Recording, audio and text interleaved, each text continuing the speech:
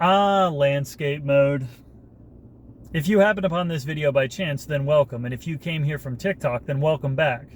This is a compilation of the videos that I've shared over on ByteDance's platform that have been reported and removed for various erroneous reasons, ranging from alleged harassment and bullying to alleged hate speech and alleged illegal activities and regulated goods, none of which you'll see are even remotely accurate.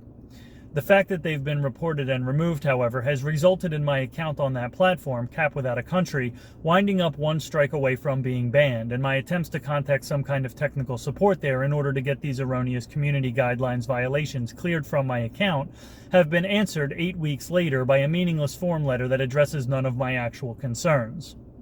I've also included one bonus video here at the end, that being the one video from my Postmodern Patriot backup account that has also been reported and removed for alleged harassment and bullying. Now, on with the show. I find myself intrigued by the conspiracy theory that everyone who's taken a COVID vaccine is going to die within the next 2 years, given that it's been Democrats on average who have pushed the hardest for them, and Democrats on average who've been the most willing to get them. Meaning that the Democratic Party is conspiring to wipe out most of its voter base before the next presidential election, and thereby guarantee that they never hold office again. Speaking of studies, I know how much of their self-worth some males assign to the efficacy of their genitals, so it might be worth pointing out that a study conducted among men treated for river blindness showed what the trial's authors called a significant reduction or drop in the sperm counts of the patients after their treatment with ivermectin. Every single participant experienced a decrease in sperm count at an average of 21% and up to 46%, as well as a significant and remarkable drop in the sperm motility of cells in the patients after their treatment with ivermectin, and a significant increase in the number of abnormal cells after the treatment with ivermectin.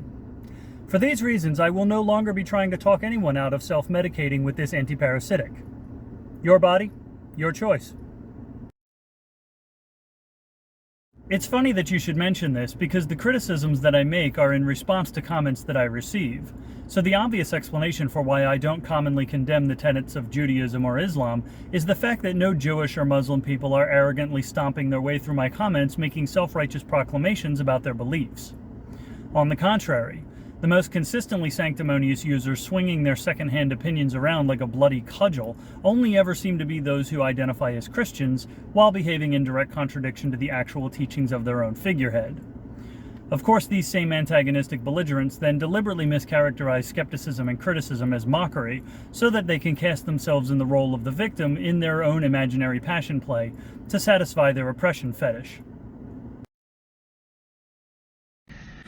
What if I told you that ivermectin is and can be a prescribed medication from a doctor to a human being and used to treat a viral infection? In fact, that's the reason why the drug was invented, and that's why the creators of that drug received a Nobel Prize in 2014 for their breakthrough medication that attacks viruses. I would tell you the same thing I have told every preposterous parakeet that has recited this particular bit of idiocy with minor modification, and that is that the magnitude of your shirtless certainty is exceeded only by your factual inaccuracy. I would then direct you to two particular websites that will demonstrate how incorrect you are, even though I know you will not read them. I would first direct you to the official website of the Nobel Committee, which clearly indicates that in 2015, one half of the Nobel Prize in Physiology or Medicine was awarded to William C. Campbell and Satoshi Omura for their discoveries concerning a novel therapy against infections caused by roundworm parasites, not viruses. I would then direct you to the official website of Merck, the pharmaceutical company that distributes Stremectol, which is the human formulation of ivermectin, given that the company advises against the use or prescription of the antiparasitic for treatment of coronavirus, in part because there is no meaningful evidence for clinical activity or clinical efficacy in patients with COVID-19 disease. This is unsurprising given that Merck is developing its own antiviral COVID pill along with Ridgeback Biotherapeutics. But ultimately, I would thank you for giving me yet another opportunity to debunk this same ridiculous misinformation.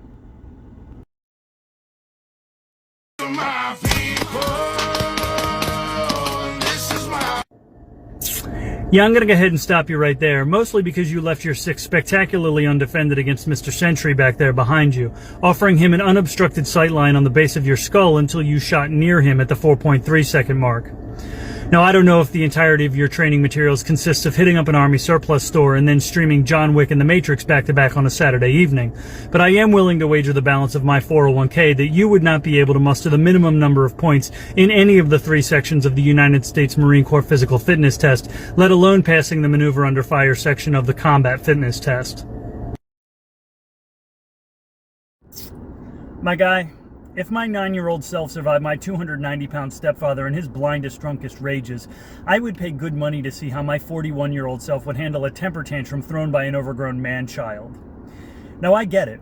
You figured out that, metaphorically speaking, you walked into an intellectual gunfight armed with a spork, and so you imagine that you can now instead rely on a threat of physical violence to intimidate the geek into silence, because you stopped maturing in 2nd grade and you think we're afraid of you. I have no interest in convincing you otherwise. I'm perfectly content to let you indulge your fetish of punching ideas out of people that you believe are weaker than you, mostly because of how much I would enjoy the look on your face when it dawned on you that you're wrong.